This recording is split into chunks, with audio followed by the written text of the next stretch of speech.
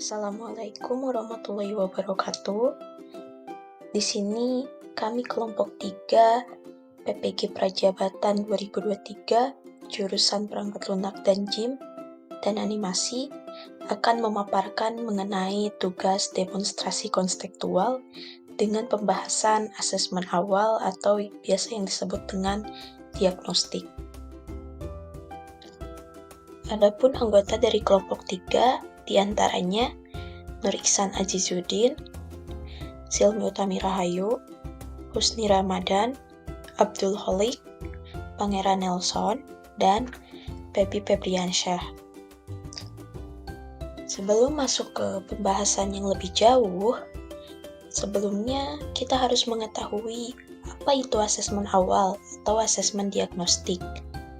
Nah, jadi asesmen awal itu merupakan penilaian pembelajaran pada kurikulum merdeka yang dilakukan guru terhadap peserta didiknya sebelum guru merancang pembelajaran. Asesmen ini digunakan untuk mendiagnosis kekuatan, kelemahan, pengetahuan, dan keterampilan individual peserta didik yang berguna untuk merancang kurikulum dan menentukan arah dari pembelajaran. Jenis-jenis dari asesmen diagnostik itu sendiri ada 2. Yang pertama ada asesmen diagnostik kognitif, dan yang kedua ada asesmen diagnostik non-kognitif. Nah, asesmen diagnostik kognitif ini yaitu penilaian yang dilakukan untuk mengidentifikasi pencapaian kompetensi pada peserta didik dengan menyesuaikan pembelajaran di kelas dengan kompetensi rata-ratanya dan untuk memberikan kelas remedial atau pengayaan tambahan. Lalu, pada asesmen diagnostik non-kognitif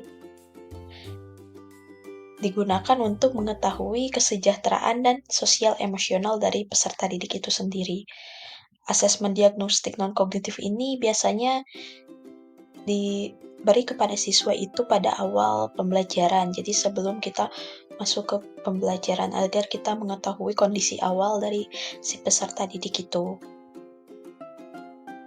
Di sini tujuan dari asesmen diagnostik kognitif itu mengidentifikasi capaian kompetensi pada peserta didik dan menyesuaikan pada proses pembelajaran yang akan dilakukan dengan kompetensi peserta didik berdasarkan hasil diagnostik tadi.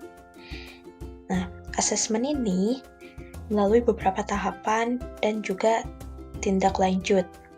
Tahapannya itu mulai dari persiapan atau di sini buat jadwal pelajaran, identifikasi materi asesmen berdasarkan CP, lalu menyusun soal dengan topik yang relevan dengan materi yang akan diajarkan.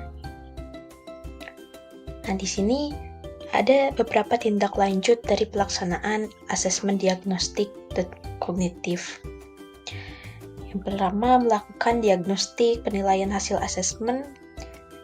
Berdasarkan hasil penilaian, bagi peserta didik menjadi 3 kelompok, yaitu ada peserta didik di atas rata-rata yang akan diberikan pembelajaran yang ditambah dengan pengayaan, rata-rata yang akan mengikuti pembelajaran sesuai dengan alur tujuan pembelajaran, dan yang di bawah rata-rata akan ditambahkan materi remedial.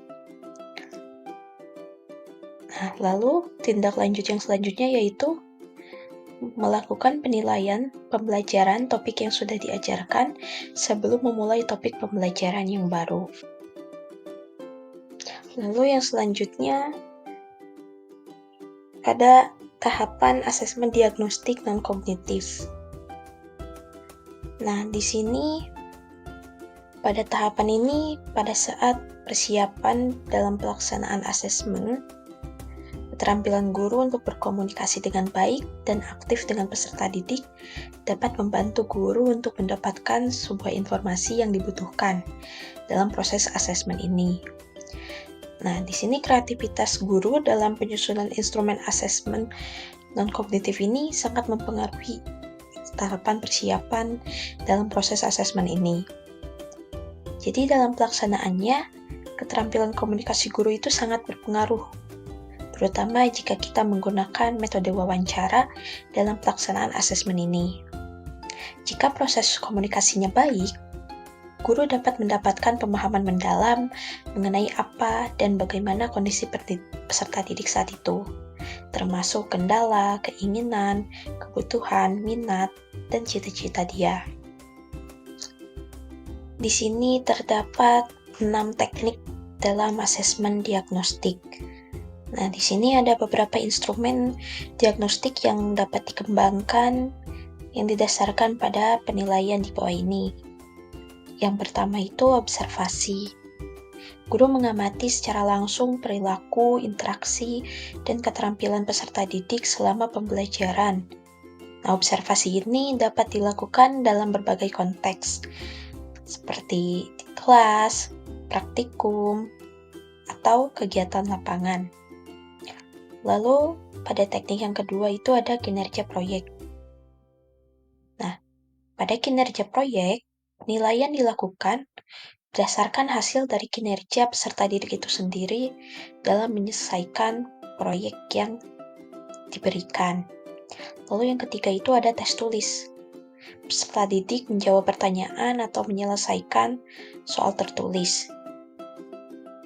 Tes tulisnya mencakup berbagai jenis seperti pilihan ganda, esai, atau mengisi formulir.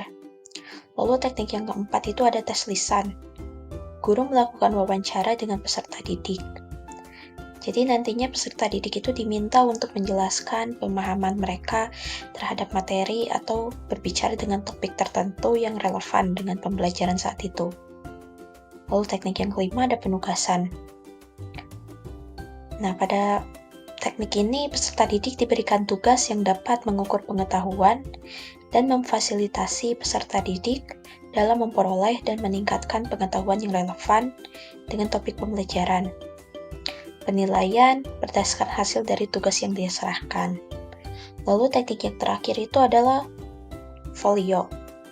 Nah, pada teknik ini, peserta didik mengumpulkan berbagai bukti kinerja atau hasil kerja selama pembelajaran. Folio dapat berisi tulisan, gambar, video, atau karya yang lainnya. Nah, jadi dengan memadukan beberapa teknik asesmen yang tadi, yang 6 ini, guru dapat menggali informasi lebih lengkap mengenai kemampuan peserta didiknya dalam asesmen diagnostik, sehingga pembelajaran yang dilakukan dapat lebih efektif, efisien, dan bermakna bagi peserta didiknya. Nah, di sini ada contoh asesmen diagnostik kognitif yang sesuai dengan topik yang diminta, yaitu mengenai pemupukan tanaman untuk fase F. Nah, di sini pada soal yang pertama itu, pertanyaannya yaitu mengenai maksud dari pemupukan tanaman. Nah, tingkat kesukaran dari soal ini rendah dengan ranah kognitifnya yaitu C1, mengetahui. Lalu pada soal yang kedua, di sini ada pertanyaan mengenai dari pilihan ganda di bawah, mana yang termasuk unsur dari hara makro yang diperlukan oleh tanaman. Pada soal yang kedua ini, tingkat kesukarannya yaitu sedang, dengan ranah kognitifnya yaitu memahami. Lalu pada soal yang ketiga, ada pertanyaan mengenai kekurangan nitrogen pada tanaman. Soal pada nomor 3 ini memiliki tingkat kesukaran sulit atau tinggi. Nah, di sini ada contoh asesmen diagnostik kognitif dari materi dasar-dasar animasi pada fase E di SMK. Nah, pada pertanyaan pertama ini ditanyakan maksud dari animasi itu sendiri. Kategori dari soal ini termasuk rendah. Lalu yang selanjutnya ada pertanyaan mengenai fungsi dari frame pada animasi. Tingkat kesukaran pada soal ini sedang. Lalu yang ketiga ada pertanyaan mengenai prinsip-prinsip yang mempengaruhi pada kesan gerakan. Nah, tingkat kesukaran dari soal nomor 3 ini tergolong tinggi. Di sini ada contoh dari asesmen diagnostik non-kognitif untuk mengetahui minat dan bakat dari peserta didik itu sendiri. Nah, di sini juga ada contoh lainnya.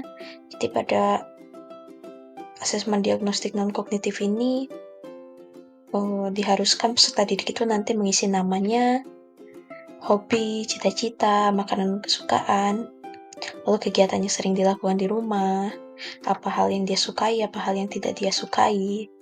Asesmen diagnostik non-kognitif ini untuk mengetahui kemampuan awal dari si peserta didik itu sendiri. Di sini berdasarkan hasil dari presentasi kelompok 4, dapat diambil beberapa hal yang penting, diantaranya asesmen awal atau diagnostik merupakan penilaian yang dilakukan secara spesifik untuk mengidentifikasi kompetensi, kekuatan, dan kelemahan dari peserta didik itu sendiri.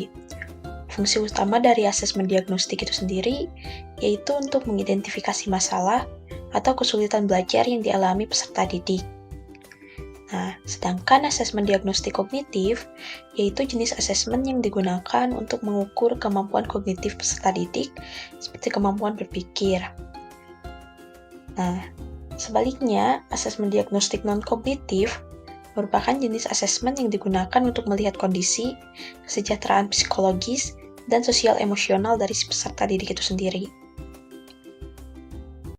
Nah, tahapan dari asesmen diagnostik kognitif dan non-kognitif yaitu persiapan, pelaksanaan, dan tindak lanjut. Sedangkan teknik asesmen yang digunakan pada asesmen diagnostik diantaranya tes, wawancara, dan observasi.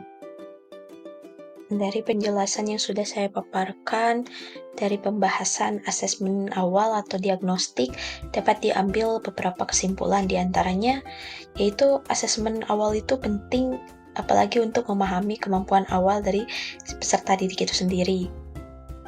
Agar kita sebagai guru bisa merancang pembelajaran yang sesuai nantinya. Lalu kombinasi dari asesmen kognitif dan non-kognitif ini dapat memberikan gambaran yang komprehensif tentang peserta didik. Jadi nantinya dengan asesmen yang tepat, kita dapat mendukung peserta didik menuju pencapaian kompetensi yang optimal. Mungkin sekian penjelasan dari kelompok 3. Mohon maaf apabila banyak kekurangan, banyak kesalahan. Assalamualaikum warahmatullahi wabarakatuh.